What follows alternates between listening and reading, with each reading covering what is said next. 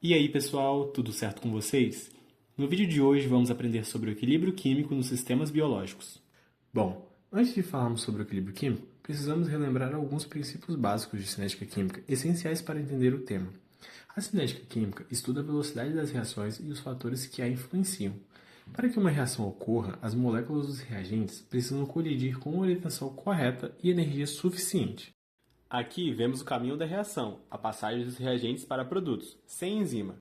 Os reagentes precisam vencer uma barreira energética chamada de energia de ativação para atingir o complexo ativado, o ponto de maior energia.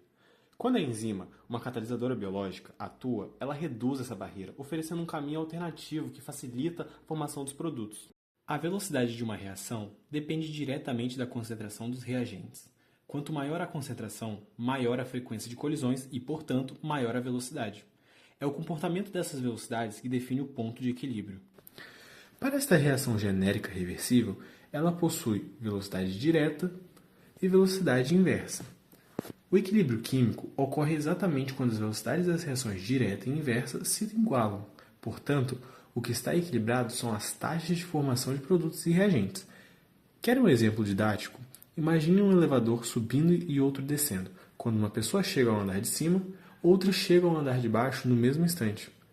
Essa dinâmica é equivalente ao que acontece no equilíbrio químico, só que, em vez de pessoas, temos produtos e reagentes sendo formados e consumidos continuamente em taxas iguais, sem parar, mantendo concentrações constantes. E podemos expressar essa igualdade de forma matemática, percebendo que a concentração, como já comentamos, é um fator determinante. Vamos lá. Temos que a velocidade direta é igual ao coeficiente de velocidade direta vezes o produto entre as concentrações dos reagentes. E a velocidade inversa é igual ao coeficiente de velocidade inversa vezes o produto entre as concentrações dos produtos. Se igualarmos as duas velocidades, chegamos à constante de equilíbrio. E sobre o valor da constante de equilíbrio, o que ela indica?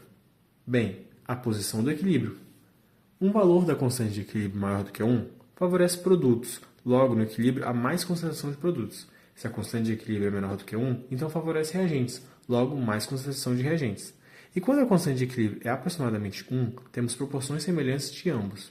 Assim, percebam que o equilíbrio não significa atingir a mesma concentração de produtos e reagentes, mas sim indicar a extensão da reação quando as velocidades direta e inversa são igualadas.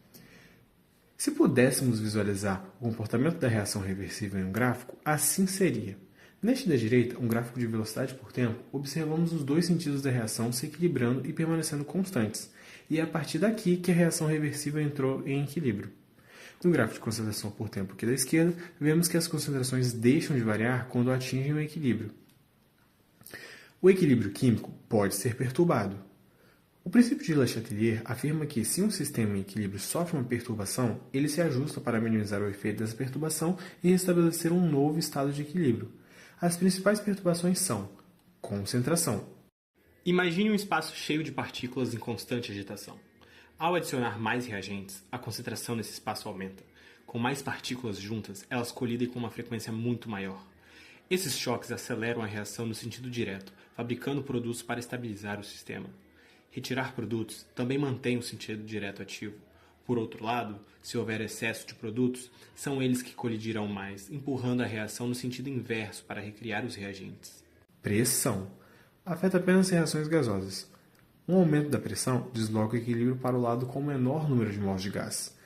Uma diminuição da pressão faz o oposto. Temperatura.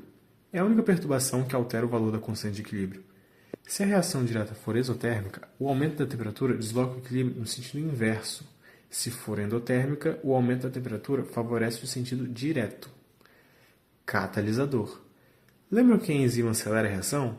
Pois é, mas isso não altera o equilíbrio químico em si, apenas faz com que o sistema alcance esse equilíbrio mais rapidamente. Mas por que ela não altera o equilíbrio? Pensem comigo, o reagente, ao se ligar à enzima, inicia a transformação em produto mais cedo, porque a enzima reduz a energia necessária. O mesmo acontece com o produto, que também pode se ligar à enzima e ser convertido de volta em reagente. Assim, tanto o reagente quanto o produto são consumidos nas duas direções, até que suas concentrações atinjam o valor que satisfaz a equação de equilíbrio. Nesse ponto, as velocidades se igualam e o sistema se estabiliza. Agora que entendemos o princípio de equilíbrio químico, vamos ver isso aplicado em um exemplo nos sistemas biológicos. Vamos observar o equilíbrio entre a hemoglobina e o oxigênio, formando a oxihemoglobina. Essa reação é reversível. Em altitudes elevadas, a menor pressão parcial de oxigênio desloca o equilíbrio para a esquerda. Isso diminui a oxihemoglobina, reduzindo o transporte de oxigênio e causando hipóxia. Como resposta, o organismo produz mais hemoglobina e este aumento na concentração de hemoglobina força o equilíbrio para a direita, ajudando a compensar a baixa pressão de oxigênio. É este mecanismo que exige o período de aclimatação em alpinistas e ilustra perfeitamente o princípio de Le Chatelier, mostrando como o corpo ajusta o equilíbrio químico conforme as condições fisiológicas variam.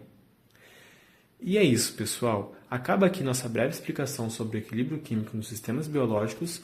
A seguir, apresentamos as referências utilizadas para produzir este vídeo e esperamos que tenham gostado e aprendido bastante. Até a próxima!